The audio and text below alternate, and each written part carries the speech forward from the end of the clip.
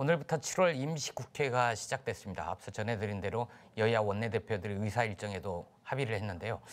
앞으로 한 달 동안 문을 열 국회, 이번에는 과연 제대로 일을 할까요? 국회 취재하고 있는 서영지 기자 나왔습니다. 안녕하세요. 안녕하세요. 서영지입니다. 방금 말씀드린 대로 새로운 회기 시작됐고 네. 합의도 했다는데 합의 내용부터 먼저 말씀해 주실래요? 네, 마침내 이제 여야가 의사 일정에 대해서 합의를 했습니다. 네. 약 30분 전에 지금 합의를 한 건데요.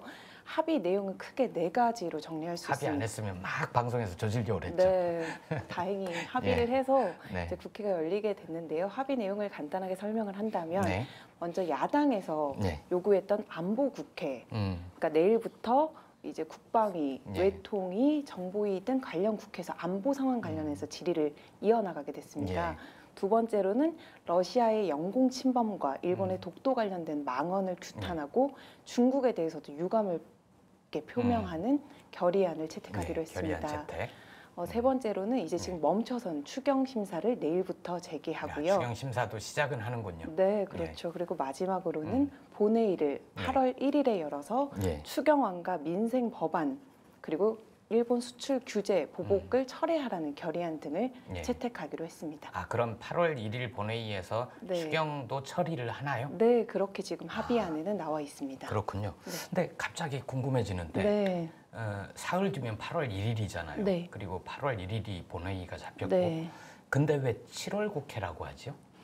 저도 그게 참 의아했는데요. 알아보니까 국회 소집 요구서가 제출된 날을 기준으로 한다고 합니다. 그러니까 이번 사안 같은 경우에는 오신환 원내대표와 나경원 한국당 원내대표가 7월 26일에 소집 요구서를 제출했기 때문에 7월 임시국회라고 하게 됩니다. 그럼 8월에 기사를 계속 쓰면서도 7월 임시국회라고 그렇게 쓰게 됩니다. 추경안 다행히 심사 내일부터 시작을 하고 8월 1일에 처리를 하기로 합의했다니 다행인데요. 굉장히 늦어졌죠. 그렇죠. 지금 추경안이 국회에 제출된 게 이미 4월 25일입니다. 오늘로써 이제 96일째인데요. 8월 1일에 이제 처리가 되면 99일 만에 처리가 되겠네요. 역대급으로 늦게 되는 거네요. 그날도 될지 안 될지 모르는 거잖아요, 지금. 되기를 기대해 봐야죠. 합의문에 적시가 되어 있으니까요. 그래서 추경이 좀 늦어지면서 사실 추경 처음에 제안은 4월에 했지만 그 이후에 발생한 사안들도 좀 추경에 새로 반영돼 있죠. 내용이 어떻죠? 이제 가장 증액이 된 부분은요. 그러니까 정부에서 추가적으로 제안한 부분은 일본 수출 규제 건이 터지면서 그 부분에 대한 지원금이 새롭게 포함됐습니다. 수출 규제가 7월 1일부터 시작했으니까요. 그래서 정부가 제안한 지원 금액을 보면 2,731억 5천만 원 규모입니다. 여기에는 총액은 대략 얼마예요? 그것까지 합치면 7조가량. 7조. 원래 6조 7천억 원. 7천억 원이었는데 늘어났군요. 여기에는 이제 일본에서 밝힌 수출 규제 항목 3개 품목에 더해서 대외 의존도가 높은 부품들이 26개가 더 포함이 된 금액이고요. 이거 외에도 이제 추경 관련해서 이제 시급하다고 얘기했던 게 이제 그 강원도 고성 산불 관련해가지고 굉장히 오래된 산불인데 4월에 있었던 것이죠.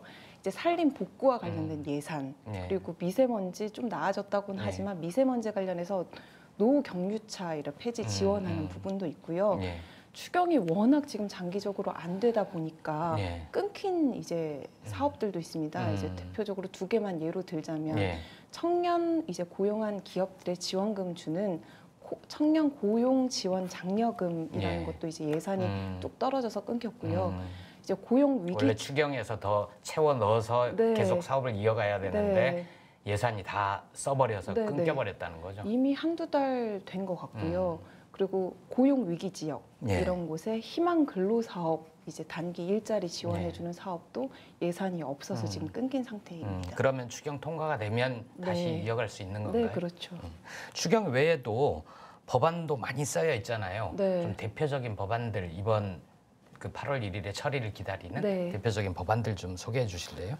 먼저 여야가 모두 동의했던 법안부터 말씀드려 보겠습니다. 여야 모두 가릴 것 없이 아까도 말씀드렸듯이 강원도 고성 산불이 났을 때 소방 공무원들을 국가직화하겠다라고 얘기를 했습니다. 그 합의까지 다 해놨다가 그 총선용 아니냐 그래가지고 뒤집은 거잖아요. 그렇죠. 그래서 한국당에서 안건 조정 신청을 해서 일단 법안의 발목을 잡아놨고요. 뭐 이거 외에도 택시 종사자들 이제 최근에 문제가 많이 있었지 않습니까? 그분들에 대해서 산학금 같은 걸 폐지하고 월급제를 주는 것을 골자로 하는 법안들도 사실 지난 17일에 법사위에서 법제사법위원회에서 통과를 하기로 했다가 한국당이 갑자기 본회의 일정이 합의가 되지 않았는데 이걸 어떻게 통과시키냐라고 아예 회의를 파행시켜서 뭐 이 법들을 포함해서 146건의 민생 법안이 이제 통과되지 못했다. 146건이나 네, 있다고요? 그렇습니다. 잘못하면 이 법안 소개도 못하고 후다닥 또 처리되는 거 아니에요? 그렇죠. 네, 그럴 수 있습니다. 그래요. 일단 합의를 해서 네. 다행히 이제 앞으로 이번 달에 얼마나 열심히 일할지 모르지만 네네. 20대 국회가 역대 최악이다 이런 평가를 이미 받고 있잖아요. 네. 9월에 정기국회까지 해봐야 알겠지만 일단 네. 좀 한 4분의 3선 정도는 지나갔으니까 네. 중간 평가를 해본다면 왜 역대 최악이라는 평가를 듣는 겁니까? 저희가 기사에도 쓰지만 정말 참담한 실적입니다. 네. 마지막 이제 법안이 의결된 본회의가 열린 건 4월 5일이고요. 4월 5일. 지금부터 네. 116일 전입니다. 네. 무려. 그 사이에 통과된 법안 수를 보면 과거 2017년이나 지난해와 비교해보면 그때 평균 2,000여 건이 통과됐다면 지금 올해의 절반이 지났는데 통과된 법안은 고작 425건에 그칩니다. 네. 상임위는 어떤가요? 상임위도 뭐 당연히 참담한 상황인데요. 법안이 재개정이 한 건도 되지 않은 상임위는 총 5곳이고요. 그래요? 그러면은 그 상임위는 실적이 없는 거죠. 뭘 한 거죠?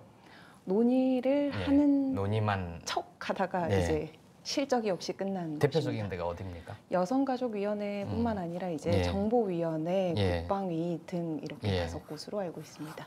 네. 여성가족위원회는 안건이 뭐가 중요한 게 하나 있는 것 같은데요. 남성의 경우도 유급휴직을 10일 네.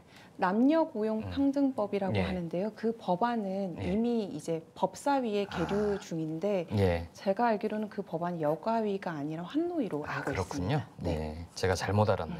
그러니까 여가위나 또 아까 과학기술정보통신 이것도 있고 이제 정보위원회도 있고 등등이 있습니다. 정보위는 보통 안건 처리하는 게 별로 그렇죠. 없는 실질적으로 데고 없기는 하죠. 네. 5곳이나 법안을 제정을 하거나 개정을 한 게 하나도 없다는 거죠.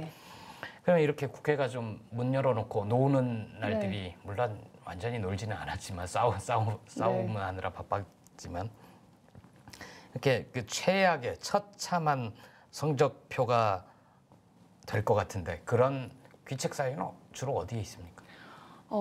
사실 한국당의 노딜 전략, 그러니까 아무것도 해주지 않겠다라는 거를 빼놓을 수 없을 것 같아요.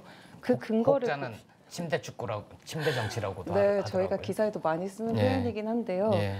그 근거로 그동안 나경원 원내대표가 보여준 협상 태도를 보면 알 수 있습니다. 예. 사실 지난 4월 말에 패스트트랙이 지정되고 난 뒤에 예. 나경원 대표의 협상 전략을 본다면, 협상 태도를 본다면 처음에는 패스트트랙을 철회해달라고 지속적으로 요구를 하다가 그게 좀 여의치 않다가 경제실정 청문회를 열자. 그것도 좀 크게 도움이 안 될 것 같으니까 그 다음에는 뭐 북한 목선이 떠내려온 걸 계기로 국정조사하자. 그 다음에는 정경두 국방부 장관을 해임하자.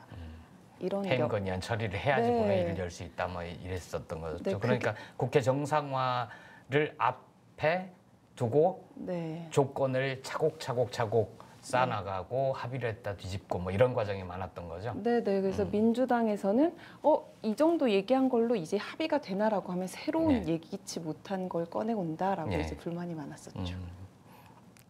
정치 파트너도 참 잘 만나야 되는데. 네. 근데 오늘 나경원 대표가 국회 운영 관련해서 기자간담회를 했더라고요. 내용 좀 소개해 주시겠어요? 네, 오늘 사실 이 협상이 타결된 상황과도 좀 관련이 있는데 오전에 이제 기자간담회 내용을 보고 협상이 될 수 있겠다라는 예측이 나왔습니다. 왜냐하면 기존에 요구했던 국정조사나 해임 건의안 처리를 보류하고 안보 국회만 해주면 우리가 추경이랑 그 수출 규제 결의안을 해주겠다라고 했습니다. 통 크게 해주겠다. 네, 사실 민주당 입장에선 추경만 처리하면 우리가 안보 국회는 못할 게 없다라는 입장을 이제 견제해 왔기 때문에 입장차가 굉장히 네. 좁혀진 거네요. 네, 그러면서도 이제 나경원 원내대표의 얘기 중에서 좀 인상 깊었던 것은 추경은 해주겠지만 빚내기 추경이다, 맹탕 추경이다라고 하면서 우리가 심사를 철저하게 하겠다고 강조를 했습니다. 네. 심사를 철저하게 하는 건 저는 기본이라고 생각을 네. 해요. 근데 이제 심사를 하는 건 처리를 하기 위해서 심사를 네. 하는 거잖아요. 네. 처리하기로 한 합의를 뒤집지 않았으면 좋겠습니다. 네. 근데 이제 자유한국당은 뭐 기본적으로 침대 정치, 노딜 네. 뭐 이런 식으로 비판을 많이 해왔는데 국회가 일을 하지 않으면 네. 정부 여당이 부담이 되고 네. 또 그런 상황이 빚어지면 여당도 같이 욕을 먹게 되잖아요. 네, 네. 여당에 대해서도 정치력을 좀 발휘해야 하지 않느냐 이런 비판이 있었는데요. 그렇죠. 사실 정부 여당의 입장을 보면서 좀 답답했던 것은 실질적으로는 추경이 되게 급하다라고 하면서도 이렇게 뭔가를 간절하게 원한 거나 통과되기를 원하지 않는다는 기류가 강했습니다. 네. 앞에서는 추경을 지도부들이 얘기를 하지만 의원들을 개별적으로 만나보면 뭐 추경 액수도 이제 적고 이제 크지 시기도 않고. 많이 지났고 네. 내년도 본 예산이 곧 다음 달이면 논의가 되는데 꼭 해야 되나?